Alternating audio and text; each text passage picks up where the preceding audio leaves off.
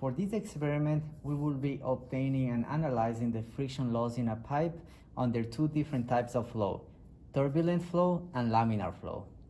This is an overview of the friction loss in a pipe instrument, and this instrument will also be connected to the hydraulic bench. So we can see here that the instrument is connected to the inlet of the hydraulic bench, and then it will be discharged into the system through this small pipe in order to recirculate it. So an overview, a close-up of the instrument, we can see here that it is connected to the instrument, and we can see here that this is the pipe that we will be calculating the friction loss. This pipe has a diameter of 3 millimeters, so you can imagine that the pipe is extremely small, and the flow going through the pipe will be also very small. Also, we have here a manometer. You might find this familiar from our last experiments. And this manometer is connected to this side of the pipe and to this side of the pipe. Therefore, we will be calculating the head gradient and basically the head loss of the pipe under this length. So we will be calculating for both laminar flow and turbulent flow a head loss, and then we will be also calculating a flow rate that I will show you later in the next video.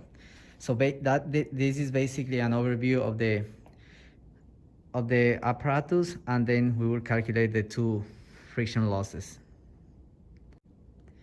As we can see here, the instrument now is set up for laminar flow.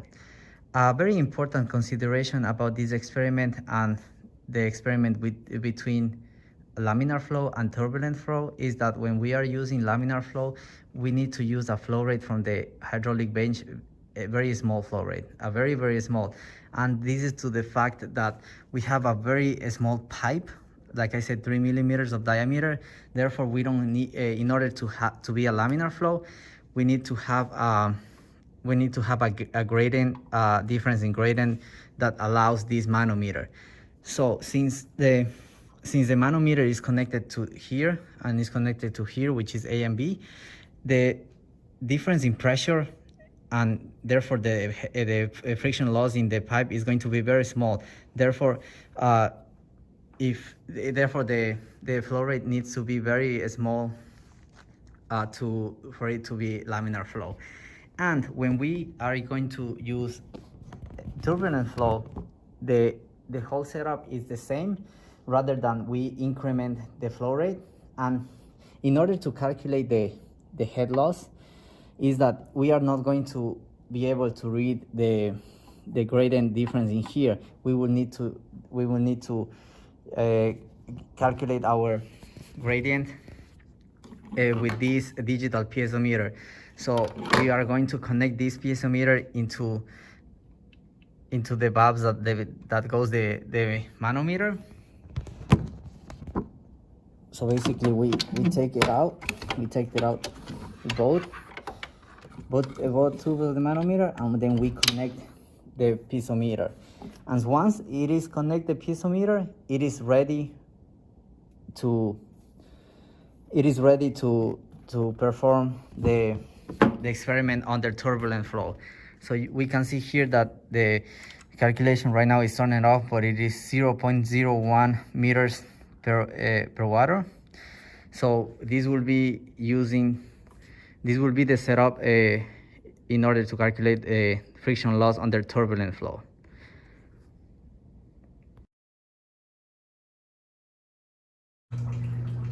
So right now, as you can hear and see, we are going to perform the first experiment of laminar flow. You can see that the flow rate, the pump is running.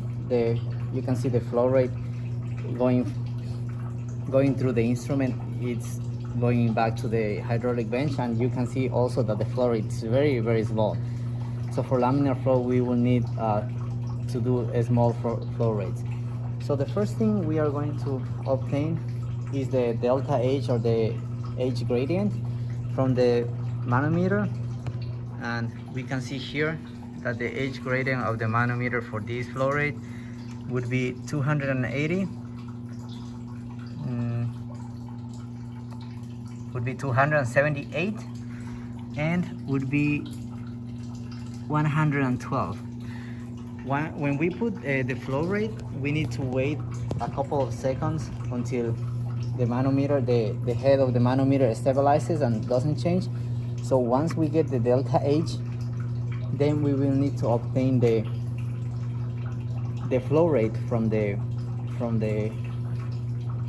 instrument. And the way we're going to say is the same way as the past experiments, but rather than calculating the flow rate from the hydraulic bed itself, we are going to obtain a measuring cup in which we will have here the measurements, and what we are going to do is we are going to get 500 milliliters, and we were going to calculate the time in which it takes 500 milliliters under this flow rate, and with that we will obtain the flow rate. So we have the 500 millimeters measurement. So I'm sorry, we have the 500 millimeters measurement here. So I am going to start. I have to have a clock, and then I will start the experiment. So it will be in 1, 2, and 3.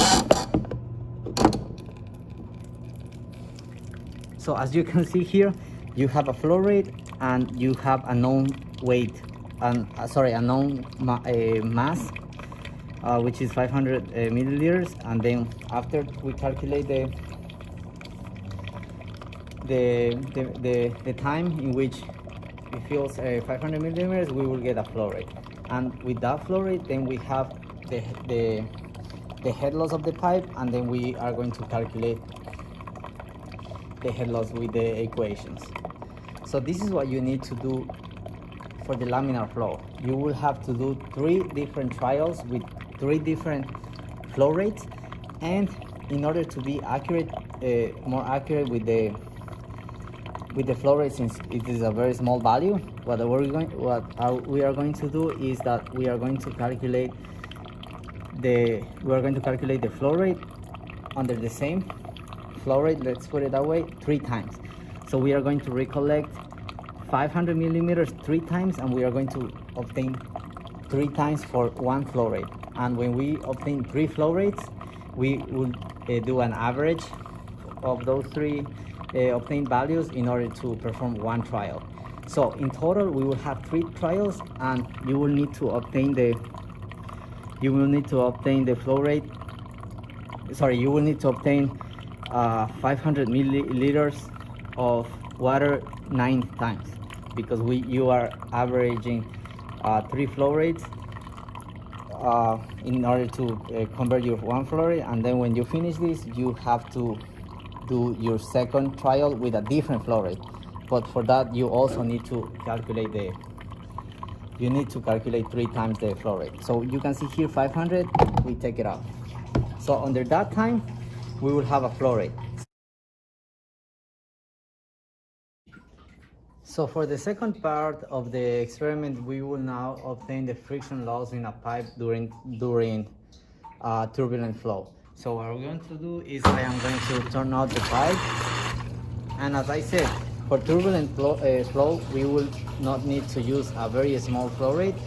So you can see here, the flow rate here is very different from the laminar flow. It's actually a little bit faster, and you can see here also that the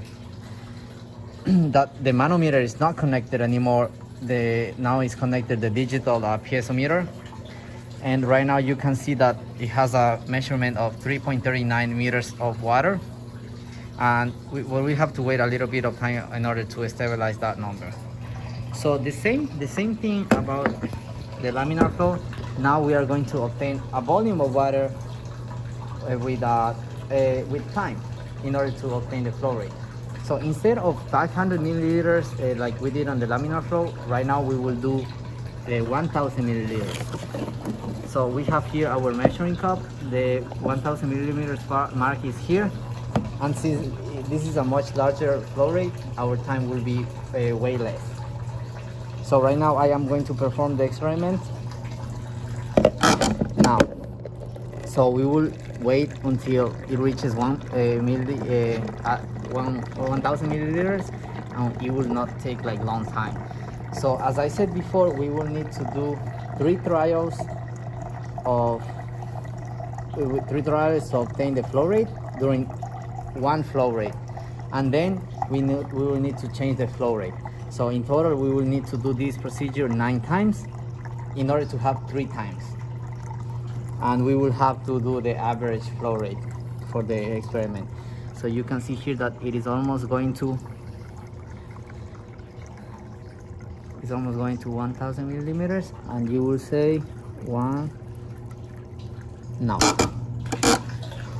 So right now we have a time, and we have the volume, the fixed volume, which is 1000 milliliters. Once we get this volume, we waited until the digital piezometer stabilizes, and we can see that our pressure in here at this flow rate will be 3.32 meters of water. It actually is fluctuating a little bit. You can see it is even going to 3.36, but we can consider 3.32 meters of water for this experiment. And then we will do we will perform the calculation of the flow rate for a second time, and then a third time, and then after we do 3 times, we change the flow rate and obtain a new piezometric level, and do these 3 times again for a total of 9 times.